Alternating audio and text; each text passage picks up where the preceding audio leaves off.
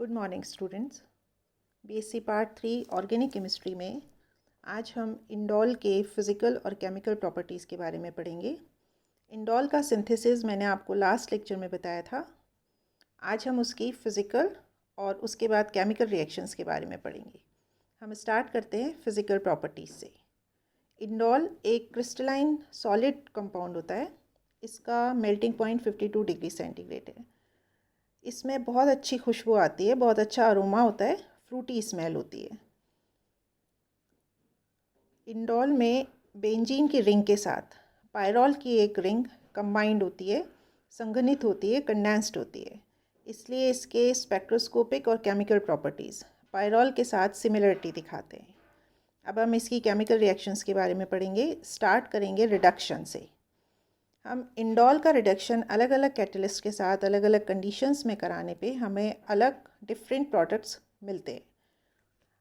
Start करते हैं। Indole का रिडक्शन यदि हम टिन और HCl के साथ कराएं या इसका इलेक्ट्रोलिसिस कराएं, इलेक्ट्रोलिसिस मतलब इलेक्ट्रिकल रिडक्शन इसका अगर हम कराएं एसिडिक मीडियम में, तो इंडोल के मॉलिक्यूल की जो पायरॉल की रिंग होती है, पायरॉल वाली जो रिंग होती है, ये वाली रिंग, इसका रिडक्शन होता है, इसका हाइड्रोजनेशन हो जाता है और 2,3 डाई हाइड्रो इंडोल, जिसको इंडोलिन कहते हैं, ये प्रोडक्ट बनता है। तो टिन और HCl के साथ रिडक्शन कराने पे सिर्फ पायरॉल की रिंग का रिडक्शन होता है, इसका हाइड्रोजनेशन होता है और इंडोलिन प्रोडक्ट मिलता है।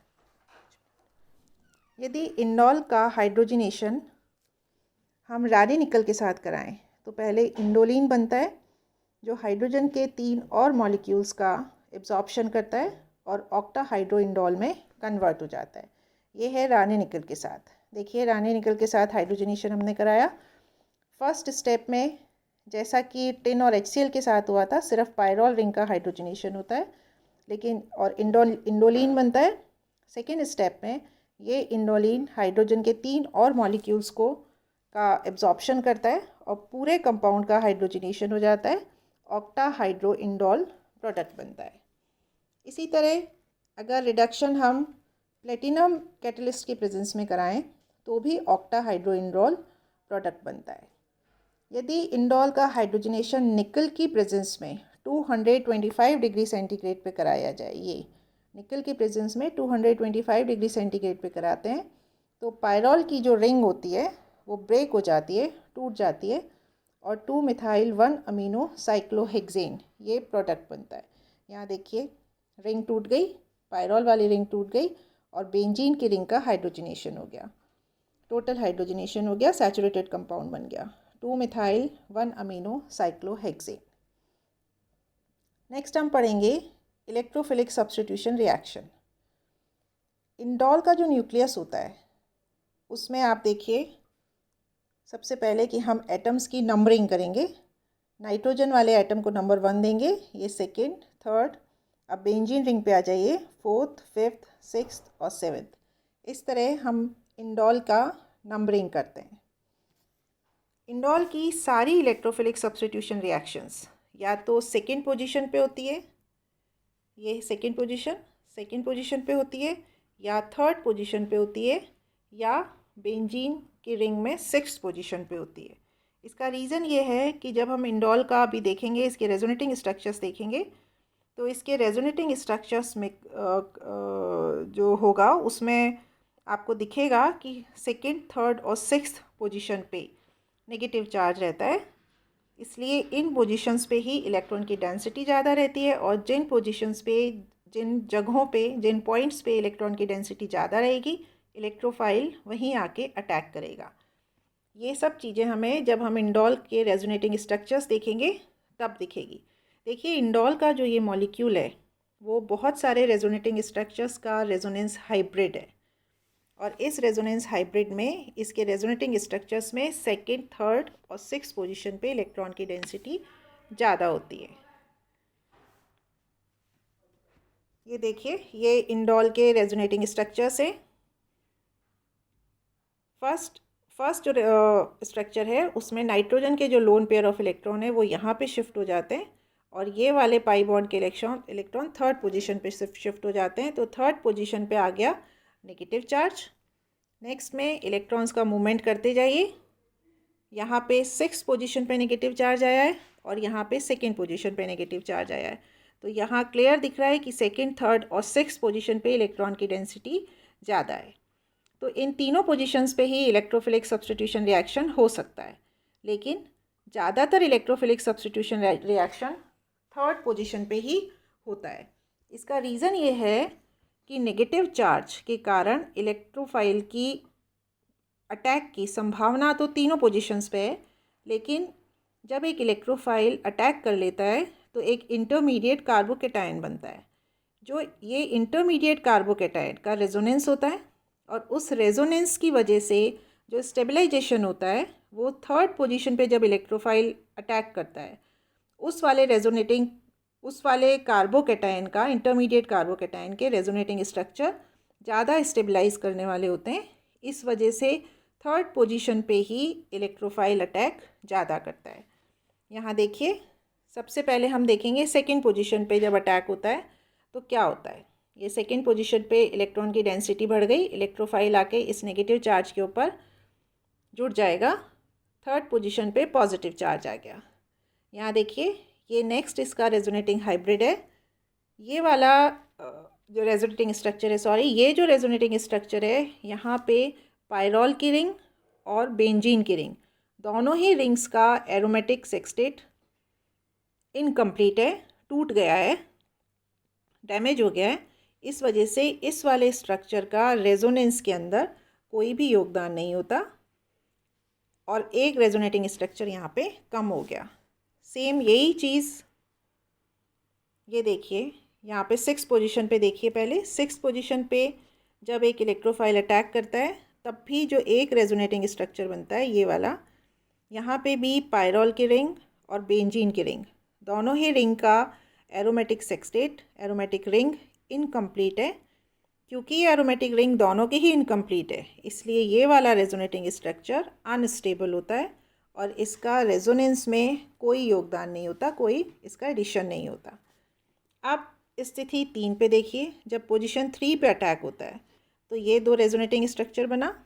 इन दोनों रेजोनेटिंग स्ट्रक्चर में बेंजीन का जो रिंग है वो उसकी एरोमेटिसिटी इंटैक्ट है, वो नहीं टूटी है, नहीं डैमेज हुई है, इसलिए ये दोनों रेजोनेटिंग स्ट्रक्चर स्टेबलाइज करने वाले हैं। और इसीलिए पोजीशन 3 पे जब इलेक्ट्रोफाइल अटैक करता है तो जो कार्बोकेटायन बनता है वो उसके रेजोनेटिंग स्ट्रक्चर स्टेबलाइज करने वाले होते हैं और इसलिए इलेक्ट्रोफाइल पोजीशन 3 पे ही अटैक करता है। अब इंडोल की कुछ important electrophilic addition substitution reaction हम देखेंगे।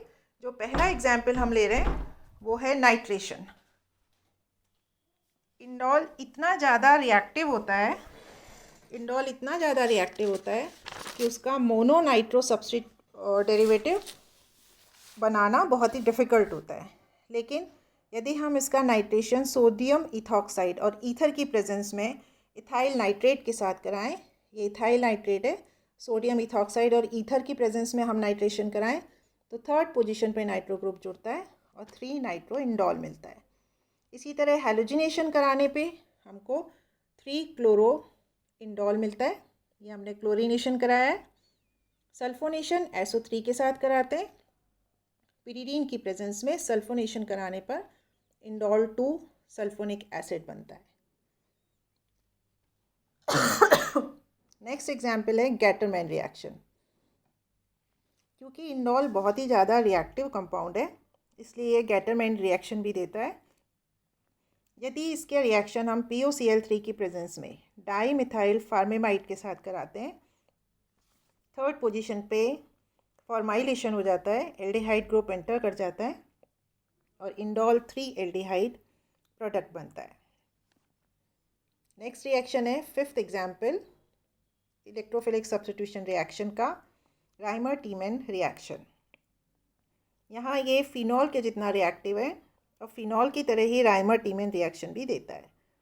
बेस की प्रेजेंस में इसकी क्लोरोफॉर्म के साथ रिएक्शन करवाने पर मेन प्रोडक्ट हमको मिलता है इंडोल 3 एल्डिहाइड और एक और प्रोडक्ट मिलता है, वो मिलता है हमें पायरॉल के रिंग का एक्सपेंशन होने की वजह से।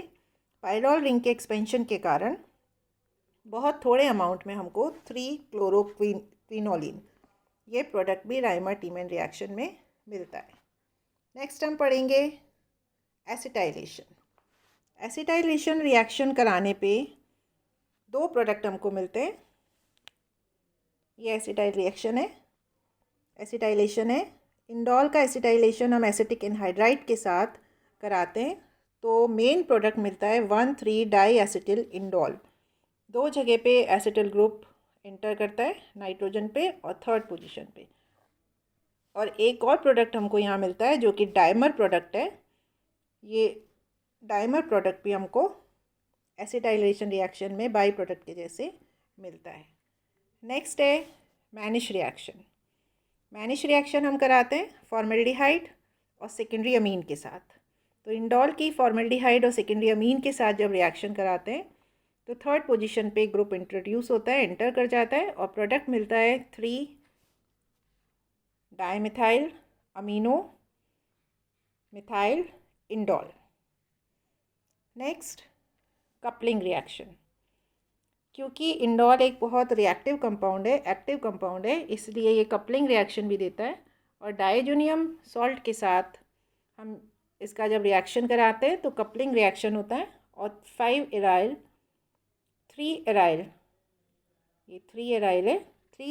एजो इंडोल ये प्रोडक्ट मिलता है। ये तो हुई इंडोल की इलेक्ट्रोफिलिक सब्स्टिट्यूशन रिएक्शन जो उसकी रिंग की वजह से होती है।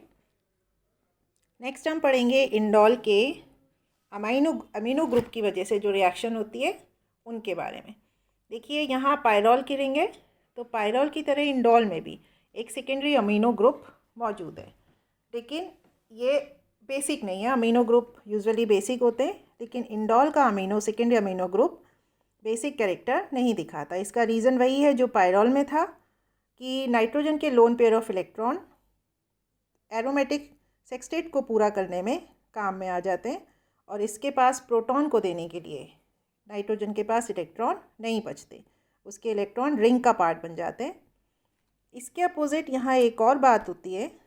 जब हम अभी आपको इंडोल की रेजोनेटिंग स्ट्रक्चर्स दिखाए थे, इंडोल के रेजोनेटिंग स्ट्रक्चर्स में नाइट्रोजन के ऊपर पॉजिटिव चार्ज आ जाता है, वो इलेक्ट्रॉन डेफिशिएंट हो जाता है, जिसकी वजह से इस नाइट्रोजन के साथ जो हाइड्रोजन अटैच्ड होता है उसमें एसिडिक कैरेक्टर आ जाता है, वो H+ आयन के फॉर्म में बाहर निकल सकता है। इंडोल के सेकेंडरी अमीनो ग्रुप की वजह से जो रिएक्शंस होते हैं वो हम आगे पढ़ेंगे। नेक्स्ट हम वही पढ़ने वाले। जो फर्स्ट रिएक्शन हम पढ़ रहे हैं वो है ग्रिग्नार्ड रिएजेंट के साथ। ग्रिग्नार्ड रिएजेंट के साथ जब हम इंडोल का रिएक्शन करते हैं, ये ग्रिग्नार्ड रिएजेंट है, तो एक एल्केन बाहर निकल जाता है और इंडोल का ऑर्गेनो मैग्नीशियम कंपाउंड बनता है, इंडोल मैग्नीशियम हेलाइड। ये भी एक ग्रिग्नार्ड रिएजेंट है, इंडोल का ग्रिग्नार्ड रिएजेंट है। इस ग्रिग्नार्ड रिएजेंट के बहुत सारे सिंथेटिक यूजेस होते हैं, इससे स्टार्ट करके हम बहुत सारे कंपाउंड्स को सिंथेसाइज कर सकते हैं। सेकेंड एग्जाम्पल सोडियम के साथ। जो इंडोल का जो सोडियम सॉल्ट होता है उसका हम बहुत इजीली एल्काइलेशन करा सकते हैं। इंडोल अभी मैंने बताया था इसका H+, इंडोल का जो हाइड्रोजन होता है वो H+ आयन के फॉर्म में बाहर निकल सकता है। तो ये इंडोल का सोडियम सॉल्ट है, इसका एल्काइलेशन जब हम कराते हैं तो हमें 1 एल्किल इंडोल प्रोडक्ट बनता है। ये इंडोल के रिएक्शन से। नेक्स्ट हम पढ़ेंगे इंडोल के स्ट्रक्चर और एरोमेटिसिटी। देखिए इंडोल के एक मॉलिक्यूल में एक पायरॉल की रिंग है और एक बेंजील की रिंग है, और ये दोनों रिंग्स एक दूसरे के साथ कंबाइंड स्टेट में है, कंडेंस्ड स्टेट में है। ये कंपाउंड एरोमेटिक होता है, और क्योंकि एरोमेटिक होता है इसलिए इसमें एरोमेटिक कंपाउंड्स के सारे लक्षण, सारे कैरेक्टरिस्टिक प्रेजेंट है। फर्स्ट, इस मॉलिक्यूल की दोनों रिंग्स प्लेनर हैं और सारे के सारे जो एटम्स हैं नाइट्रोजन और कार्बन वो सभी sp2 हाइब्रिडाइज स्टेट में है। दोनों रिंग्स में देखिए कॉन्जुगेटेड डबल बॉन्ड्स का एक क्लोज सिस्टम है, ये दिख रहा है, ये कॉन्जुगेटेड डबल बॉन्ड है, double single double single double single, इस तरह से देखिए कॉन्जुगेटेड डबल बॉन्ड्स का एक क्लोज सिस्टम इस कंपाउंड में प्रेजेंट है। इंडोल का मॉलिक्यूल आपको पहले भी बताया था, इसके रेजोनेटिंग स्ट्रक्चर्स।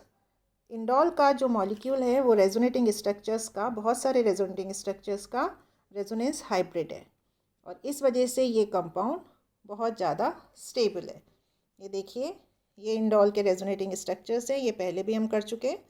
वही सेकेंड, सिक्स्थ और थर्ड पोजीशन पे आपको इसमें नेगेटिव चार्ज दिखेंगे। इंडोल का मॉलिक्यूल इन सारे रेजोनेटिंग स्ट्रक्चर्स का रेजोनेंस हाइब्रिड होता है और इस वजह से वो बहुत ज़्यादा स्टेबल होता है। ये हमने आज इंडोल के फिज़िकल और केमिकल प्रॉपर्टीज़ के बारे में पढ़ा। नेक्स्ट लेक्चर में हम 6 मेंबर्ड कंडेंस्ड हीटेरोसाइक्लिक कंपाउंड्स का एग्जाम्पल लेके क्विनोलिन को एग्जाम्पल लेंगे और क्विनोलिन के बारे में जानेंगे, उसके मेथड्स ऑफ प्रिपरेशन, केमिकल और फिज़िकल प्रॉपर्टीज़। Thank you.